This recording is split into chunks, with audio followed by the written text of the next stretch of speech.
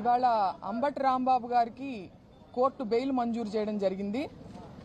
మేము అనుకున్నట్టుగానే దేవుడు మా యందు ఉన్నాడు, అన్ని గమనిస్తున్నాడు. మాకు జరిగినటువంటి అన్యాయాన్ని కూడా ఆయన గమనించాడని నేను అనుకుంటున్నాను. ఆ రోజు వెంకటేశ్వర స్వామి దర్శనం అయిన తర్వాత జరిగినటువంటి ఈ ఇన్సిడెంట్స్ అన్ని ఏవైతే ఉన్నాయో అదంతా కూడా వెంకటేశ్వర స్వామి గారి దర్శనం అయిన తర్వాత జరిగింది.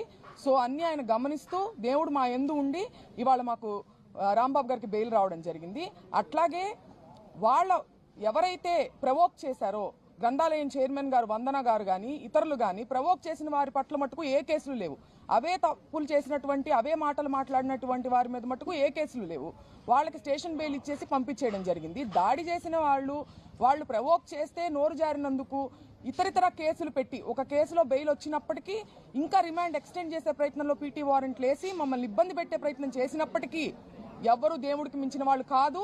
న్యాయ వ్యవస్థ మీద మాకు నమ్మకం ఉంది. ఇవాళ ఆయనకి బెయిల్ వచ్చినందుకు మేమందరం చాలా ఆనందంగా ఉన్నాం.